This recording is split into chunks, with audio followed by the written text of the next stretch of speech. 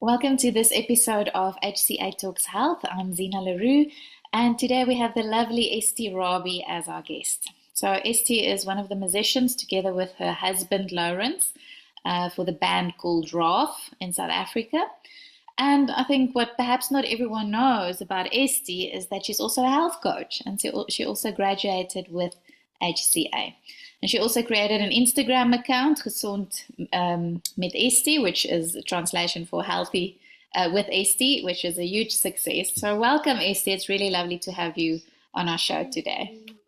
Thank you. And it's such an honor for me. I will never forget that first live event which I attended where I met you. Yes. And I actually just also want to congratulate you as a past student just on what you've achieved and how incredible the work is that you're doing. It's really amazing Oh, to go from strength to strength. So well done.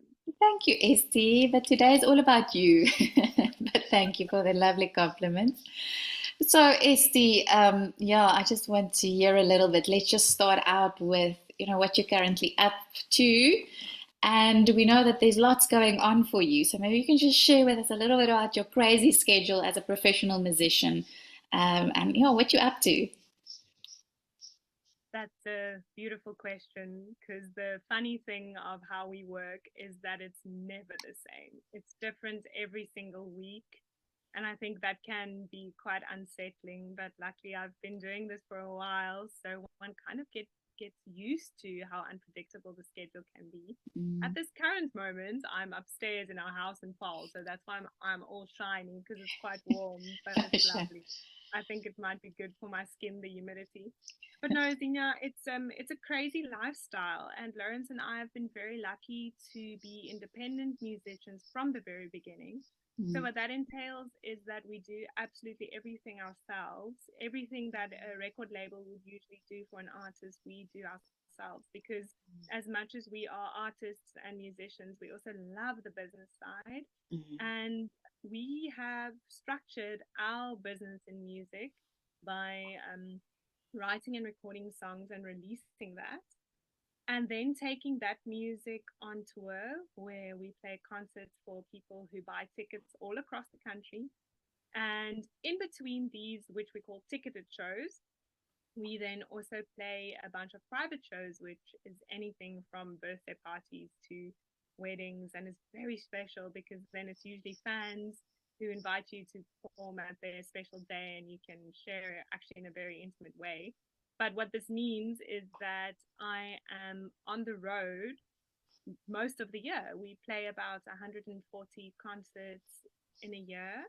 And in between concerts, we have to do all the admin of all the things that I've just mentioned. Everything in the back end that nobody ever sees, which has to do with all the music publishing, all the royalties, everything to do with how you release a song, PR, managing our team who goes with us on these tours. And then in the front end, you have to always bring people all of your energy because every person who bought a show ticket wants to have all of you. They don't want to know that you've been up playing the same concert for a different crowd until 2 o'clock last night. No. So it is quite demanding, Mm. but it's a massive honor to be able to work like that in the arts in South Africa. I can imagine that's quite a challenge, and being on the road all the time, and working with clients. I think that's often a topic that comes up when they tell me why they can't sustainably be healthy or make good choices because they're traveling all the time. It's often used as, I don't know if it's an excuse or a legitimate barrier. I mean, it could be. But what are your thoughts on that? Is it challenging to stay healthy when you're on the road all the time? It is. It Mm. is. And I think that's part of the reason why I started the Instagram page called Gezond with Este, as you mentioned, just to kind of also be able to share my journey. I have never felt that I want to try and tell people that there's only one way to do things because, as we all know, especially in this environment, is that every person's circumstances is so incredibly unique. But I really wanted to share this journey where I managed to be able to sustain quite a healthy lifestyle, independent of the crazy busy lifestyle. And I do think that it's a good excuse for people, because I also do understand that it's a massive learning curve to be able to plan a bit better as to where you can actually stop for a snack, where do you buy lunch, what do you order every single morning at a guest house for breakfast or at a hotel, what's the best options. If you don't know, you don't know. And then obviously anything that's a health issue in your life will snowball. And I know also in health coaching, we spoke a lot about the 80-20 rule. And I think that's my saving grace on a tour, because very often you do not have control over what the venue or the concert will provide for dinner. So very often you have to eat what there is, and you cannot not eat because you have to have energy to play your show. But then I absolutely go 80-20. It doesn't matter. Tomorrow morning I have a choice again as to what I want to put in my body. So that really does save me. And in my case, I'm also very lucky that our concert is quite active. So I do also get to quite a bit of a workout Yeah. during actually while I'm busy doing my job. Yes. But yeah, it is difficult, and especially when you start getting tired, because we all know that if you don't sleep properly, then all of these choices are a bit more difficult to make. But then we also know that once you see the benefits of being healthy, then you kind of have a motivation all the time to make the right choice whenever you can. Yeah. So, I mean, it's about perhaps prioritizing your health, but also having that knowledge and the education in terms of what are the better options. You know, if you don't, like you say, if you don't know, you don't know. You might be making some choices that's just not beneficial when you are traveling. So we know that you're also a certified health coach, so we spoke a little bit about that, but just tell us a little bit more about the journey and how you use that. How is it still part of your life currently? I know you're not practicing as a health coach, or are you? I'm not No. practicing. No, I Yeah. actually realized that it's not fair towards clients to be so distracted all the time and to try and have set times where you can check in with them, but then you have to cancel that last minute because. So no, I just realized at this point doesn't matter how excited I am to be able to coach. It's not fair towards Mm, the mm, clients. I mm, know that's also part of one of the modules in health coaching, to understand that if you are not fit to practice mm, for various reasons, mm, it's it's better to stand off until you know you have the time. But I had to find a way to keep on sharing, because I'm just so passionate. And it obviously all started for me in high school, when I, as I believe many other teenage girls, really struggled with my health in terms of weight. And I actually developed a bit of a compulsive overeating, binge eating, and then exercising to get rid of all of the food that I've binged. And obviously, because of what you put in your body, I created an entire vanbalance. What's the beautiful word in English for vanbalance? yeah, you're putting me on the Vanbalance. spot. One balance. You can put that in the notes. Whoever knows vanbalance is Yeah. translating. And that snowballed. And obviously I didn't know that at that stage all the low fat foods and everything that you thought were healthy was actually putting fire on this whole cycle of binge eating and trying to exercise a lot to try and keep the weight off. And it was such a secret life, like not even my mom knew that I was struggling with this. And then I went to a different school where I was in Res, far from home, and I couldn't keep up the exercise as I used to do. So I put on like 20 kilograms, and it really affected me so drastically, because I knew by then that I want to go study in the arts. And not that I'm implying that there is a certain pressure to look a certain way in the arts, but to me, I just knew I'm not going to have the confidence to pull this through when I'm not feeling okay in my own skin. Yeah. Uh, And then I went to university, and by some miracle, I just realized that I have to go back to completely natural eating. At one point, I believed that I need a packet of jelly sweets every afternoon because I can't, if I don't eat that, I won't have energy to sustain the day. And as I'm saying, by some miracle, my brain just went, no. But I think I saw a lot from my mom because my mom had that condition where you become pre diabetic when you're pregnant, even though she's a really, really skinny lady. So obviously we know that diabetes isn't always related to your actual weight. Um, and she had this way of eating, which was protein and vegetables and salad and very, very little carbohydrates. And if it was carbohydrates, it was healthy. So I saw this all my life, and I think that thing just started clicking in.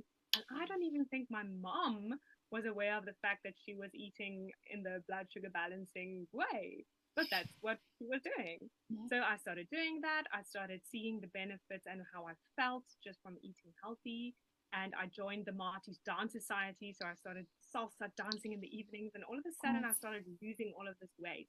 And I had to just share this thing. But then I held my first event as a 20-year-old, and 120 women bought tickets to come to this event because I started Lovely. sharing this journey on Facebook.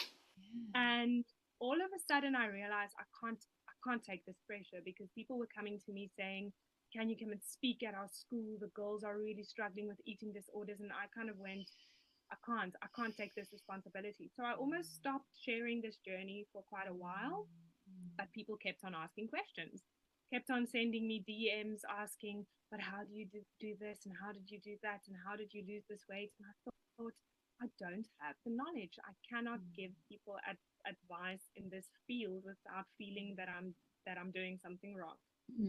So then one day I paged through a magazine and I saw this incredible ad of the HCA, and I went, this is it. I'm going to study health coaching because then at least if someone asks me something, I have a little bit of backup knowledge, which I obviously now know is incredible. I mean, the things I learned with HCA was just such a wonderful course, and I'm not just saying that. So I actually did it for confidence for myself to be able to answer people when they ask. And then I realized how fun coaching is. So this Instagram profile that I created kind of became the platform where I decided, you know what, I don't have time to coach one on one, but I can try and translate the principles in the post that is mostly for how do you live in a busy lifestyle? How do you keep it simple? So that's what I try to do. I try to make a little bit of a coaching platform with an Instagram profile. It's an amazing Instagram account, and even there's you received an award for the account recently, right? Can you tell us more? Guys, this is a testimony of hope in the world of social media. I'm so sorry that I'm so shiny. It's just Paul. It's Oh, Paul. it's okay. Um, It's very hot in South Africa currently. I got I opened my Instagram and I saw a whole bunch of followers on Person. And I went, that usually only happens when someone tags you into something. So I kind of scrolled down and I saw Netwerk 24 tag me into a post. I'm like, that's peculiar. Clicked on it and I saw this nomination for Smaak Market, which is now the word that Netwerk 24 chose as the Afrikaans word for an influencer. That's Yes. the last thing I thought myself to be as an influencer.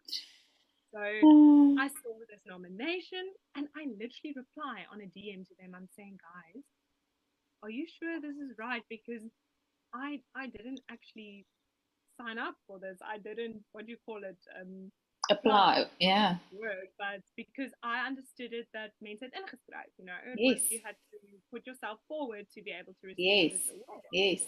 And on the nomination, it says, get people to vote for you. And now I'm devastated because that's the second thing besides being an influencer that I don't want to do is to ask people to vote for something. I despise that. So I was obviously really, really grateful, but I just kind of I posted about it and I went, there's no way. I almost have no followers. Obviously you have to have a lot of followers and a lot of influence to be an influencer. That's what I thought. And we were in Middelburg and Mpumalanga playing a concert when I got this email saying, I'm invited to the award ceremony. And I'm going, why? This is like, thank you for all the trouble, because they're putting us up in a hotel and they're flying people down to Cape Town to attend the award ceremony. And I thought, this is going to be fun because I know a few people who's going to be there, so at least I can catch up. And lo and behold, I won the category of health and well-being. And what I realized was that this is also a part of our well-being. And it's something that I didn't realize, that I'm not that healthy in that sector. But I honestly believe that if you don't have a massive amount of followers and a massive amount of post engagement, maybe it's just making no difference. Maybe nobody's even reading the posts. Maybe they're not even seeing it. And this award kind of just made me realize that it's never about the amount of likes. It's never about the followers. It's about the content. And that's also something that kind of struck me, is that I decided to do the account in Afrikaans, realizing that I might be missing a lot of people by not doing the account in English, but also understanding that Afrikaans is my mother tongue, and that's going to be my most authentic form of expression. Yeah. And I have to release this fact that I am missing a few people. It's not about quantity, it's about the quality of the things that you are saying. So the war it reminded me of that we are in this world where it's a numbers race. But we as health coaches have to remember that if you can influence one person with the right knowledge, it's way more effective and powerful than having the masses with empty posts that really doesn't actually mean anything. Yes. Yeah, it gave me a lot of hope. And in the little, they made you fill out a document before the ceremony, and they asked, what will I do if I win? And I literally said, guys, what are the chances? I answered that. And then I said, well, it'll really just motivate me to carry on, because that is what I will learn. That yeah, it's never about the followers. It's always about the real, the heart of health and how it can change lives forever. Yeah, and I think the fact that you're being authentic on your account, like you said, you can express yourself more authentically. You can really share a little bit of what your life is like. And I think that it has a massive impact. So I think it's a very powerful story. And I think one of the things that I'm getting from that as well is, there's no prescribed way in which you should be working as a health coach. There's no rules when it comes to, I have to consult people one-on-one, I have to do group programs. This is it's an amazingly powerful way in which you are kind of practicing as a health coach, right? You've got this fantastic platform that you've created, and you're sharing your knowledge. And like you said, it's content that actually makes a difference, that has an impact, and that's what you were awarded for. So yeah, wow, that's very inspiring. And I just think your whole health journey, so everything you shared with us from growing up as a teenager, I think there's so many girls out there that can relate to that, where it's become such a big focus in today's life. Also the way our bodies look, and weight loss, and obsession with food and losing weight and all of these things. And within all of that, to try to find a way that works for you, and a way to love yourself. It's not just about losing that weight and seeing a certain number on the scale, but it's also about finding compassion with yourself, finding that balance in all of this. Like you said, the 80-20% rule is key in your life. It's really not about getting it right all the time. That will kind of compromise health, if I understand you correctly. So that brings us to, your definition of health. So what is your definition of health? How do you see health? And maybe also add to that why it's so important to you. I'm actually having goosebumps all over. To me, health really gave me the tool to be able to keep up a career and a schedule that I for certain know it wouldn't have been able otherwise. So to me, it's been incredibly empowering to be healthy.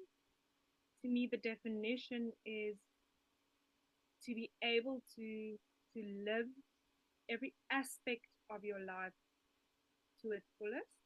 Mm. And to be I love the idea of pillars in health. So imagining in my own little coaching like module that I put together before I realized that I can't keep it up. I kind of had these 5 pillars and like a 6 little see-through ones. And I loved explaining all of these different aspects of our lives that all contributes to our overall well-being. And to me, it's exactly that, to be able to service all of these pillars that your well-being is standing on, and amidst that to still be present enough so to not become obsessed, because that's the other danger, that some people are healthy, but they're so obsessed with it that that in itself almost becomes unhealthy. Mm-hmm. So amidst trying to service all of these pillars, also still being present enough in the moment to really just enjoy life and to understand that it's so precious. So health, yeah, the definition for me is definitely half a book long, but most certainly my optimal freedom and the reason why I can do what I do. Mm.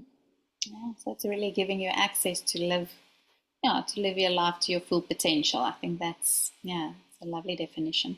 So I just want to zone into one or two other areas that there's quite a lot of info that you put specifically on those topics on in your Instagram account. So you share quite a bit about Yeah. movement, right? And your Okay. journey with movement.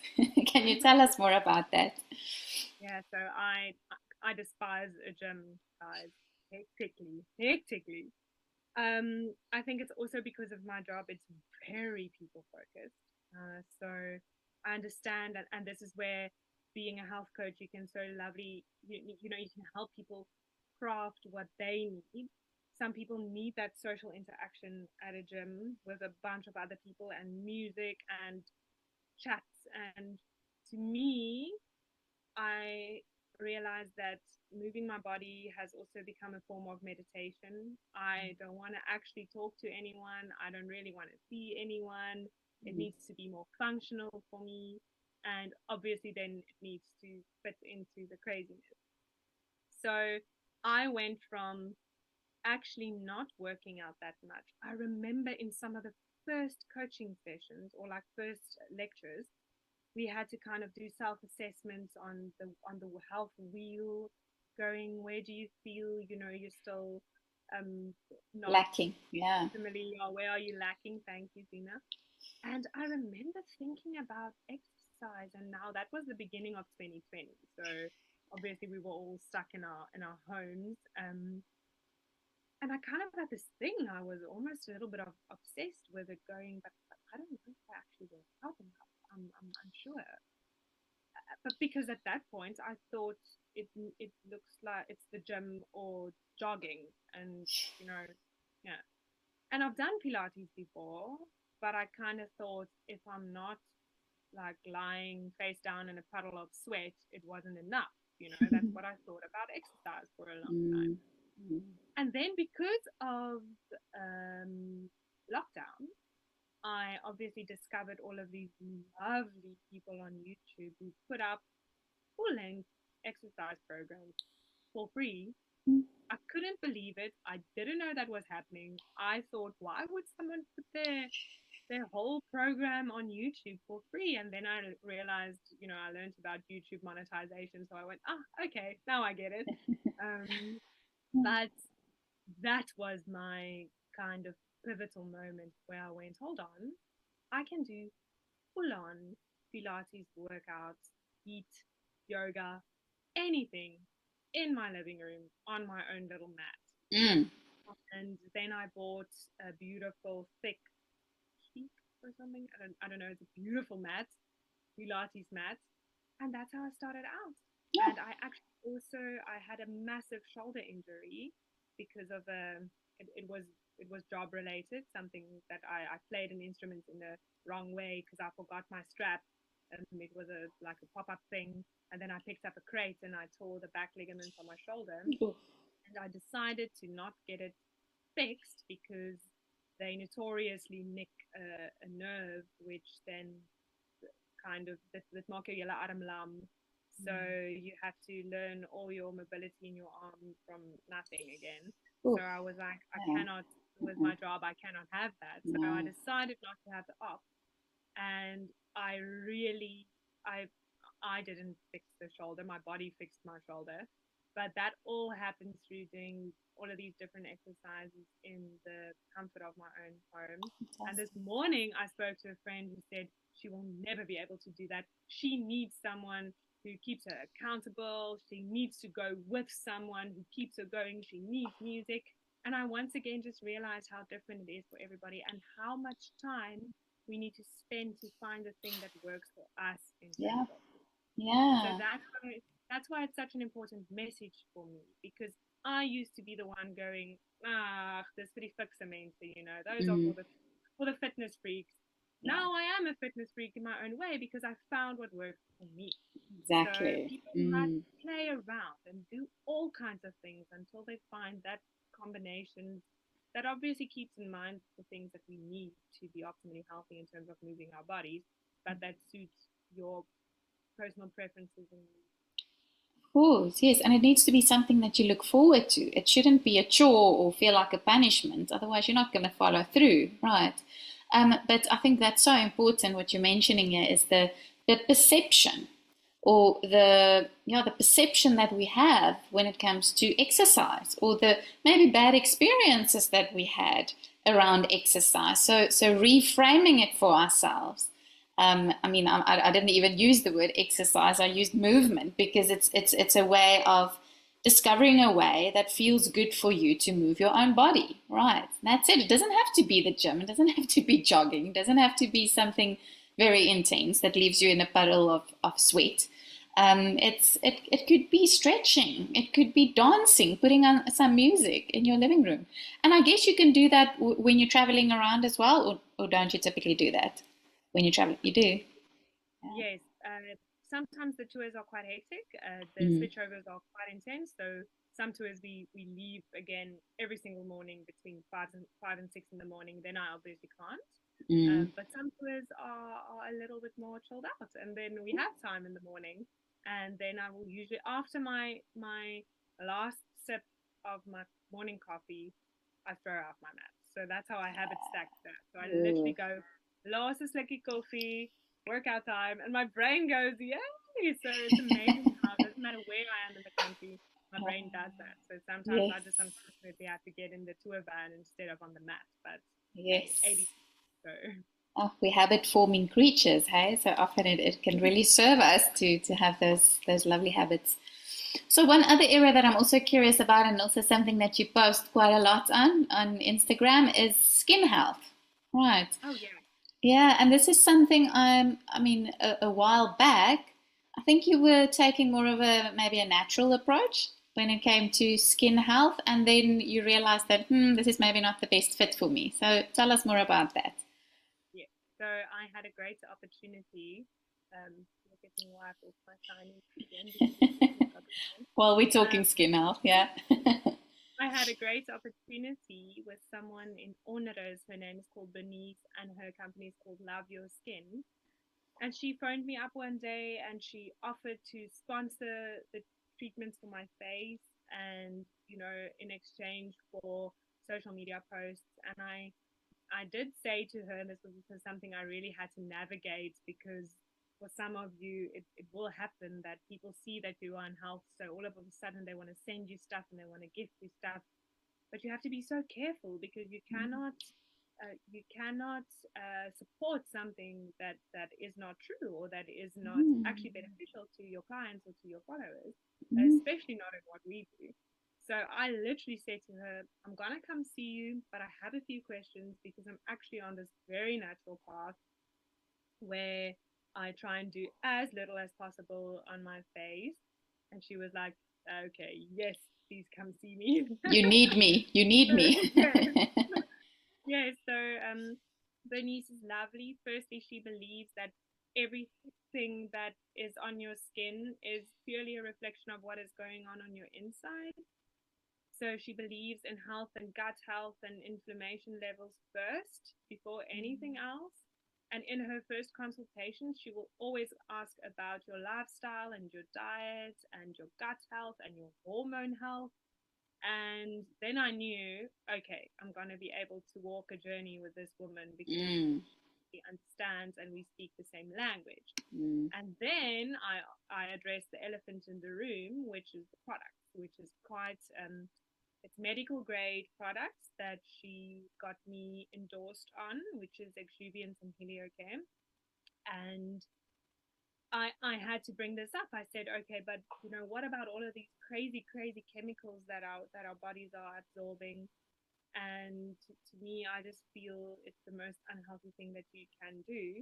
And then she educated me a lot in the difference between really bad chemicals, cheap bad chemicals for your skin, and medical grade chemicals, which is still a chemical, but it is produced or um, derived in a way that is not harmful to our bodies.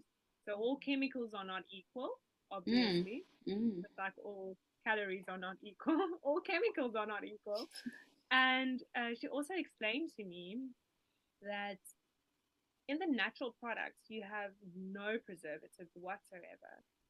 So you have a very big chance of the product actually being spoiled even by the time you buy it because it's been sitting on a shelf for too long.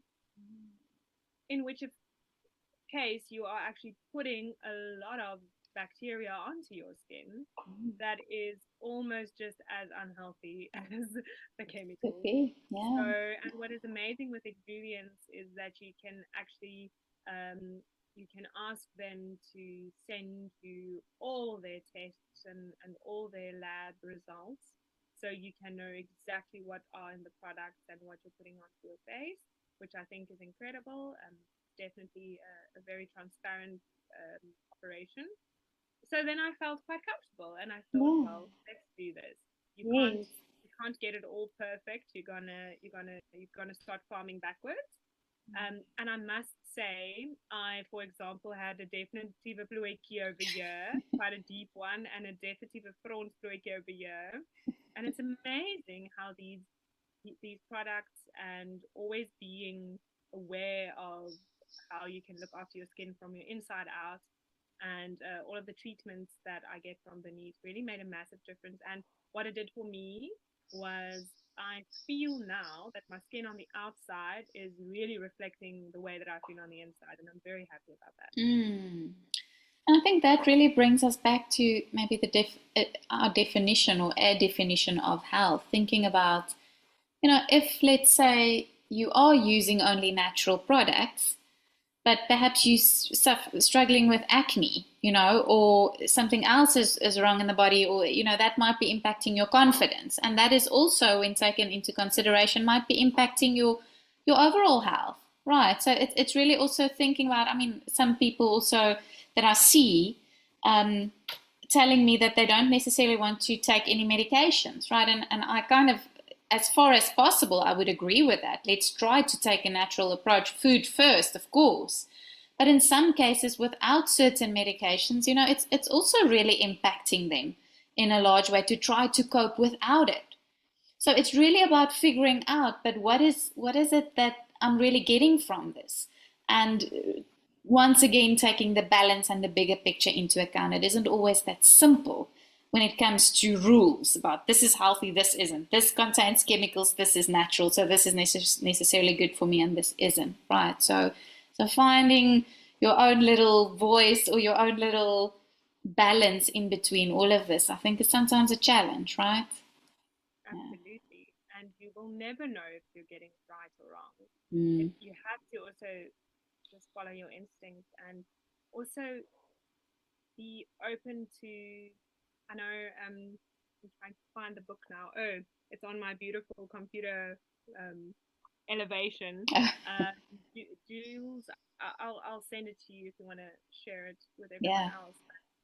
It's about it's the artist's way, but it's the book that's the follow up, living the artist's way, Mm. and he speaks a lot about guidance, and it's not connected to any form of spirituality per se, but she believes that all of us have a very, very natural inner voice that is actually highly trained.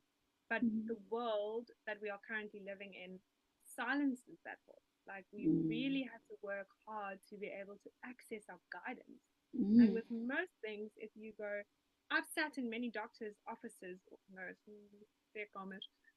rooms where they prescribe something, and my entire body goes no, and I go get the medicine and I just keep it on my bedside drawer, and I go, if this gets worse, I will drink it. If my body sorts itself out, it's cool. And most of the time when I felt that, I didn't need the medication. Other times I was sitting with a doctor going, thank goodness, this is exactly what my body needs right Yeah. now. We just need to figure this thing out. So your Yeah. guidance, your intuition is so sharp, Mm. and yeah, we must just learn to be able to follow that again, because it probably is spiritual in whichever Mm. way, but there's really a voice speaking very deeply going yes or no.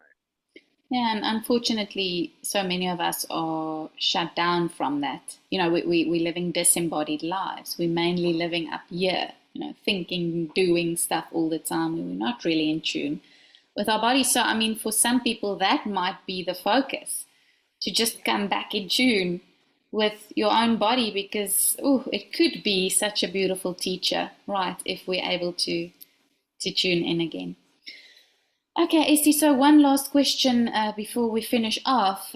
So maybe you can just make this a little bit more practical for our listeners. So what does a typical day in your life look like when you are kind of trying to find that balance when it comes to health? Maybe talking us through what you eat, movement, rest, all of those things to give our listeners a bit of an idea. I love that. I'm bad with taking little breaks during the day. I'm bad with that type of rest. I have to get better. But on a typical day where we're not on tour, I would try to wake up between 5 and 6 in the morning. I love that time of day because I feel I can just for a moment be alone in the world. We have this beautiful space, like a communal space up at the back of our house. We live in a very old part of Paarl, with like semi-detached houses, and beautiful, almost like a veranda where I can look over the entire Paarl with a church tower and the mountains. So I go sit there in the mornings, even if it's very cold, I just dress very warm and I have my cup of coffee. So that's the first thing that I do in the morning. I go downstairs, I drink a massive glass of water, and I make a cup of coffee. It's almost like a little ritual. And then I walk up to my happy place. If it's raining, I'll come sit in my writing room where I am right now. And then I just sit there with my cup of coffee. I force myself not to really think of anything else or to check anything on my phone. My phone stays on flight mode. I always tell my family, if something really bad happens, phone the police like in the old days, they will find me. But my phone is on flight mode Yeah. because I have to have that break from technology. So then I sit with my cup of coffee until I feel ready to then do a bit of a meditation, because what that entails is that I do take my phone off from flight mode because I usually do the meditation with calm. But I have put app limiters on all the apps that could distract me. So WhatsApp and emails and social media have app limiters on until 8 o'clock in the morning. So when I do take my phone off of flight mode, then I can only access calm. My discipline must just be great, because some days when I'm tired, guys, can't believe this. When I'm tired, I kind of go, let me quickly see what's on Instagram. It's crazy. It's like your whole Uh, brain goes haywire. yeah. Ignore Anyway, limit. Ignore limit. yes, I know. Yeah. So then I do usually just a 10 minutes meditation on calm. And then I'll typically start writing in my journal or in my normal day planner. I'll just write whatever comes to mind to kind of get that out of my system. And random stuff. Like some mornings I'll write some poetry right then, which is obviously a bit part of my job, but also part of my well-being. Other mornings I'll do the little 3 point journal exercise from Rangan Chatterjee, which keeps it really simple. If I don't have a lot of time, I'll do that. So depending on how much time I have, I'll do a bit of writing then. And I also get a lot of ideas in that time. So then I'll make sure that I jot all of that down. This is now while I'm sipping my coffee, right? Mm. And when I get to the last sip of coffee, it's workout time, which is then usually around 7 o'clock. So then I'll go check out either at the moment Boho Beautiful or Move with Nicole. I love those two channels. And I'll pick a workout, trying to keep it quite balanced in a week that I have more intense and less intense days, and also trying to listen to my body. So then I'll do between a 30 and 45-minute workout. And after that, my husband and I will make an amazing breakfast. So we usually do we almost every morning we eat a boiled egg. I love boiled eggs. It's like one of my favorite things. And maybe a bit of avocado on the side, a piece of fruit. Sometimes we'll make scrambled eggs with a little bit of leftover sausage and grilled tomatoes. Always be a healthy protein with some form of veggies or fruit. And obviously, if we do a bit of a bowl, I'll always add raw seeds and a handful of nuts. So that's usually what we do in the mornings. So it's either a bowl of some sorts with homemade granola or a smoothie bowl, whatever that we add fruit and nuts and seeds, or some form of eggs and avo and veggies. I just love that. And then this is where I sometimes lose a bit of discipline, because then I will often start to do admin work and I won't immediately go shower and get dressed, and then I often get stuck and I'm still in my workout clothes by 1 o'clock in the afternoon. But typically I go shower then and I get dressed for the day, even if I'm not going anywhere, even if I'm working from home all day. And then we start admin. Then we do whatever's necessary on that day to get sorted out, any meetings, anything, any writing sessions that we need to do. And then 1 o'clock we take a break and we make lunch, which is usually leftovers from the previous evening. And then by 6 o'clock latest in the evenings, obviously, if we don't have a concert, we switch off all our computers and phones and we just make a beautiful dinner. And then mostly we would watch one episode of a series after we've had dinner. And sometimes I feel a bit guilty about that, which I probably also shouldn't. But sometimes I feel you could have been, practicing your instrument then, or writing another new song, and now I'm listening in front of the television.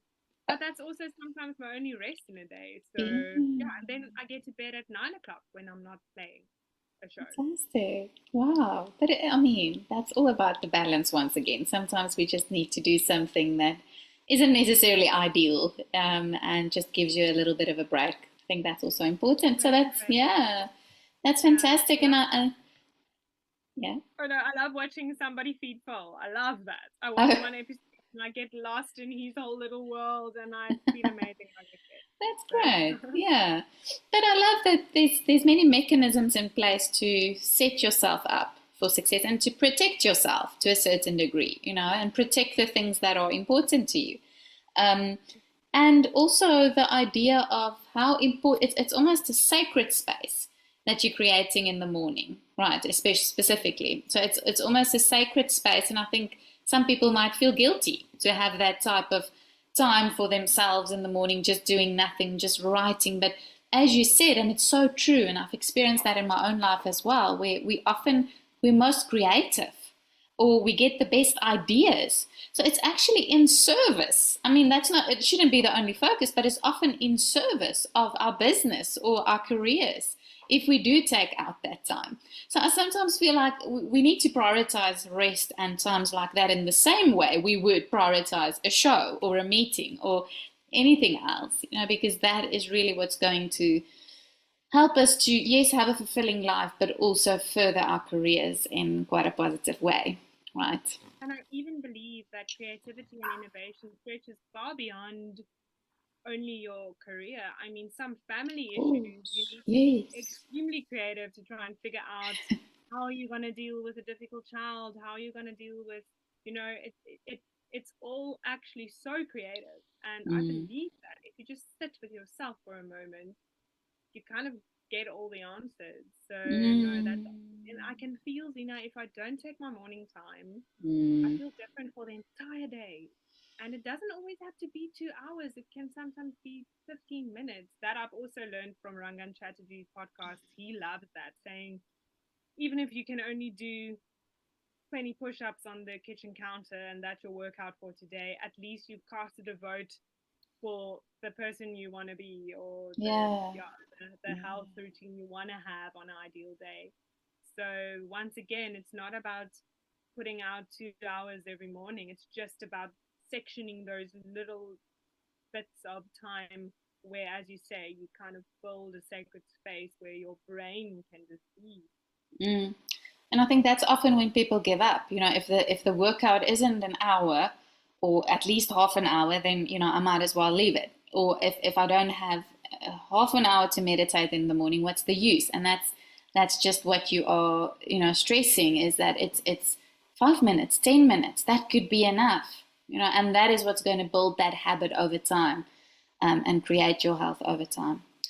So thank you, Este. That's really been so insightful. I don't know if there's any last thoughts, anything else that you maybe want to leave our listeners with, or maybe even prospective health coaching students, anything that you maybe want to leave our listeners with.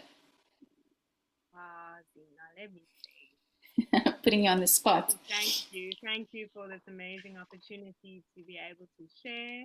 It always reminds me that um, that the passion is real and it sits in your core. And if you haven't had an experience in a certain area of life, it's important to share because you've been through that for a reason.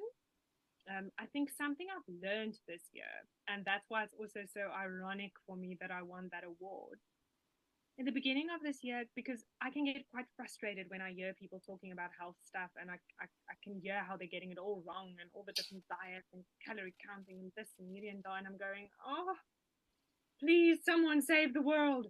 But what I realized is, instead of wanting to start preaching because it seems so natural sometimes, to just live your truth, because that's at the end of the day going to be way more impactful than trying to preach to the masses when they Mm, didn't put up their hand to actually want to listen. yeah, And yeah. that gave me so much peace to go, you don't have to try and teach anyone anything, just live your truth, just live it. Oh, People I will love come it. asking if they really see something.